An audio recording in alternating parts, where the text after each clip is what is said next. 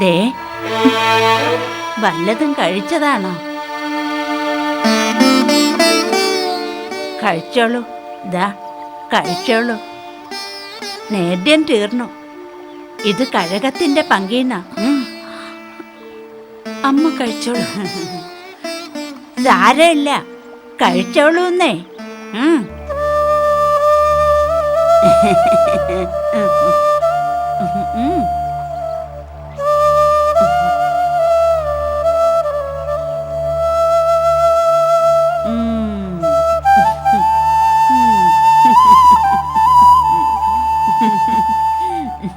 കഴിച്ചോളൂ, കഴിച്ചോളൂ.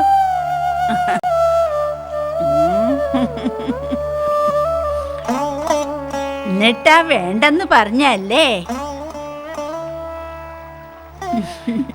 ദുരഭിമാനം. എവിടെന്നാ? കുറച്ചകലേന്നാ. അകലേന്ന് വച്ചാ തെക്കുന്നാവല്ലേ? പത്മനാഭന്റെ മണ്ണീന്നാണോ? ശ്രീ പത്മനാഭ, കണ്ടിട്ട് ഇഷ്യായി. നടക്കുവോ ആവോ?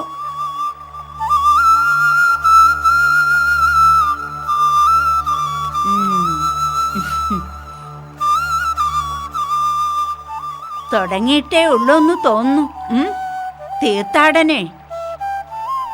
എന്തേ, സ്വയം നിരീക്ഷിട്ടോ അതോ മക്കൾക്കൊക്കെ വേണ്ടാന്ന് വെച്ചിട്ടോ? രണ്ടാമത് പറഞ്ഞതാവും ശരിയല്ലേ? ഞാൻ ഊഹിച്ചു. നമ്മുടെ കടമകളൊക്കെ കഴിഞ്ഞുന്ന് വെച്ചാ ഒഴിഞ്ഞു കൊടുക്കുന്നാവും ഭംഗി. ഇല്ലേ വെച്ചാ അവർക്കൊരു ബുദ്ധിമുട്ടാവും. നൊന്ത് പ്രസവിച്ച് പോറ്റി വളർത്തി ഒരു കര പറ്റിക്കാനേ നമുക്കൊക്കെ പറഞ്ഞിട്ടുള്ളൂ. വയസ്സുകാലത്ത് സന്താനസുഖം അനുഭവിക്കാൻ യോഗം ഉണ്ടാവില്ല. 7 പെറ്റവളാ ഞാൻ. കണ്ടില്ലേ, ഇപ്പൊ പെരുവഴിയില്ല. അവര് സുഖമായി കഴിയട്ടെ. ഒക്കെ പലിശയും കടവും അല്ലേ? എത്രയാ കുട്ടികള്? കുട്ടികളെ ഭർത്താവ് നേരത്തെ പോയിട്ടുണ്ടാവുമല്ലേ? ഭർത്താവ് മാത്രമല്ല, കുട്ടികളും പോയി. എനിക്കിപ്പോ ആരുമില്ലമ്മേ, ആരും. ആരുമില്ലാത്തവർക്ക് ദൈവം തുണ. കഴിച്ചോളൂ, കഴിച്ചോളൂ.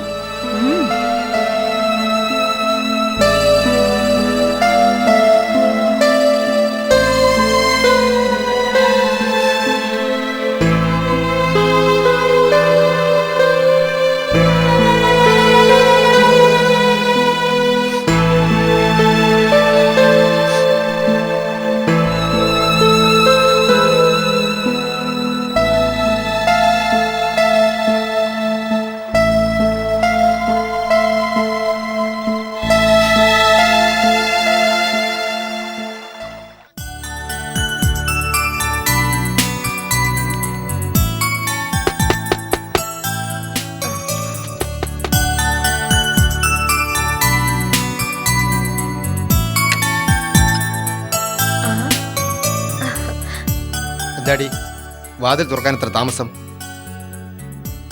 വേറെ ആരാ അവിടെ ഉള്ളത്? എന്താ ധനപാലേട്ടായി പറയുന്നേ? എന്നെ അങ്ങനെ കരുതിയിരിക്കുന്നേ? ധനപാലേട്ടനെ കണ്ടതു മുതൽ ഈ രൂപം അല്ലാതെ മറ്റൊന്നും എന്റെ ചിന്തയിൽ ഉണ്ടായിട്ടില്ല, അറിയോ? കോട്ടെ, വാതിലടയ്ക്ക്.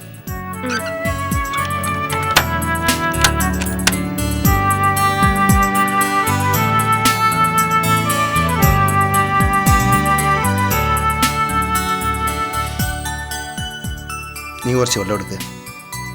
ചായ എടുക്കണോ അതോ? വെള്ളം മതി.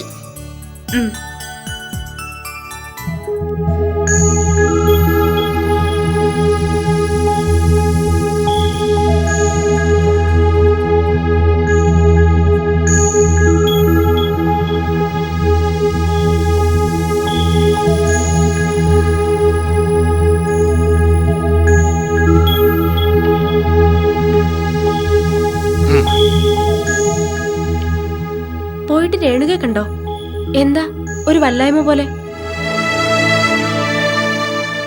എന്താ ധനപാലേട്ടാ, എന്തിനാ ഇങ്ങനെ മുഖം വീർപ്പിച്ചിരിക്കുന്നേ? എന്താണേലും എന്നോട് പറഞ്ഞൂടെ? എന്താ രേണുക കണ്ടില്ലേ?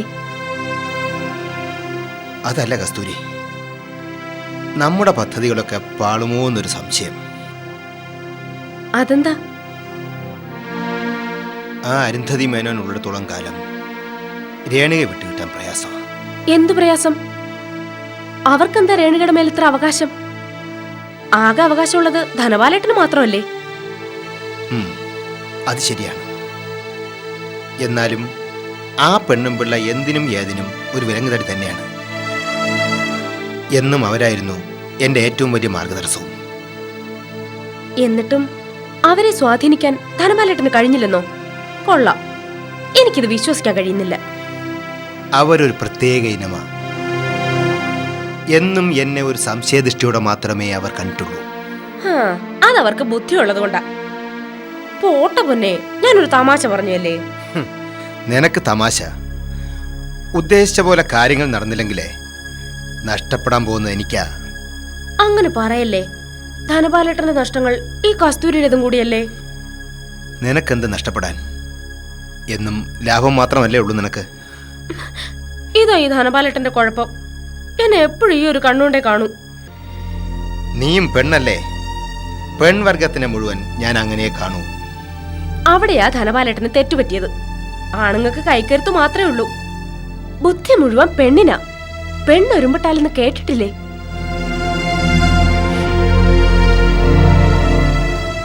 ആണിന് കഴിയാത്ത പലതും പലപ്പോഴും പെണ്ണ് വിചാരിച്ചാ നടക്കും. അതറിയൂ? ഇപ്പൊ തന്നെ പറഞ്ഞില്ലേ ആ അരുന്ധതി മേനോനെ കുറിച്ച്. അവര് ബുദ്ധിമതിയാ. അല്ലെങ്കിൽ രേണുക അവരിങ്ങനെ കൈക്കുള്ളിൽ തന്നെ ഒതുക്കി നിർത്തിയേക്കോ?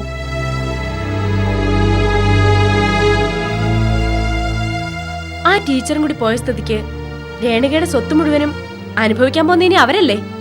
അത്ര വേഗം അവരതങ്ങ് വിട്ടുകളയുമെന്ന് തോന്നുന്നുണ്ടോ? ഇല്ല, അവരുടെ ഉദ്ദേശങ്ങളൊന്നും നടക്കാൻ പോകുന്നില്ല. അനുവദിക്കില്ല ഞാൻ. അതിനു വേണ്ടി വന്നാൽ രേണുകയെ കൊന്നിട്ടാണെങ്കിലും ശരി. അത് മണ്ടത്തരമല്ലേ? രേണുകയെ ധനപാലേട്ടൻ കൊന്ന അരുന്ധതിക്ക് കാര്യങ്ങൾ കൂടുതൽ എളുപ്പമാവുമല്ലേ ഉള്ളൂ. വിൽപത്രത്തിലെ വിശദാംശങ്ങൾ ധനപാലേട്ടൻ തന്നെയല്ലേ എന്നോട് പറഞ്ഞത്? പെൺബുദ്ധിയെ നേരിടാൻ പെൺബുദ്ധി തന്നെ വേണം. കാര്യങ്ങൾ ഞാൻ പറഞ്ഞുതരാം. ധനപാലേട്ട അതുപോലൊക്കെ അങ്ങ് ചെയ്താൽ മാത്രം മതി. ഒടുക്കം കാര്യം നേടിക്കഴിയുമ്പോ ഈ പാവം കസ്തൂരി മറക്കരുത്. എനിക്ക് അത്രേ ഉള്ളൂ.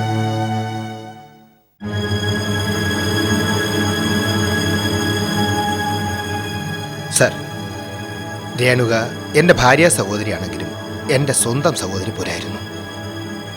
നിർമ്മല ടീച്ചർക്ക് ഞാൻ വെറും മരുമകനായിരുന്നില്ല, മകനായിരുന്നു. അതുകൊണ്ട് തന്നെ എനിക്കെന്നും അവരുടെ മേൽ ഉത്തരവാദിത്തങ്ങളും കൂടുതലായിരുന്നു. അതെ, അതങ്ങനെ തന്നെ ആയിരിക്കണമല്ലോ. പ്രത്യേകിച്ചും ആ കുടുംബത്തിൽ വേറെ ആണുങ്ങളാരും ഇല്ലാത്ത സ്ഥിതിക്ക് ഒരു ഗൃഹനാഥന്റെ സ്ഥാനം ഏറ്റെടുത്തല്ലേ പറ്റൂ.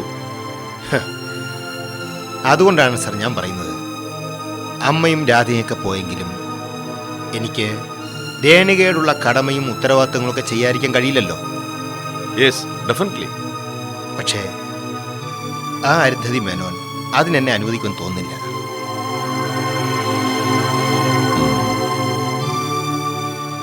സാറിനറിയാമല്ലോ, രേണുകയെ ഒരിക്കൽ കാണാതായത് അവിടെ നിന്നാണ്. ഇപ്പോൾ അവൾ മടങ്ങി വന്നെങ്കിലും അവിടെ താമസിപ്പിച്ചിരിക്കുന്നതിൽ അത്ര സുരക്ഷിതത്വം എനിക്ക് തോന്നുന്നില്ല. പിന്നെ അവൾ എങ്ങോട്ട് പോകും? ഞാൻ കൊണ്ടുപോയിക്കോളാം സാർ. 2 വീടല്ലേ കിടക്കുന്നത്, തറവാടും പിന്നെ എൻ്റെ സ്വന്തം വീടും. എവിടെ വേണമെങ്കിലും അവൾക്ക് താമസിക്കാമല്ലോ. എവിടെ താമസിക്കുന്നു എന്നതിലല്ല മിസ്റ്റർ ധനപാലൻ, രേണുകയുടെ ഇപ്പോഴത്തെ കണ്ടീഷനാണ് നാം ഓർക്കേണ്ടത്. Now she is abnormal. അതുകൊണ്ട് കൂടിയാണ് സാർ ഞാൻ പറയുന്നത്, താലോലം പോലുള്ള അഭയകേന്ദ്രത്തിലല്ല അവളിപ്പോൾ താമസിക്കേണ്ടത്. അത് അവളുടെ മനോനില കൂടുതൽ തയ്യാറാക്കിയുള്ളൂ. ആ പറയുന്നതിൽ അർത്ഥമില്ല മിസ്റ്റർ ധനപാലൻ. നോർമൽ കണ്ടീഷൻ ആയിരുന്ന കാലത്തും മനസമാധാനം തേടി രേണുക ചെന്നെത്തിയത് ഇതേ താലോലത്തിൽ തന്നെ ആയിരുന്നല്ലോ.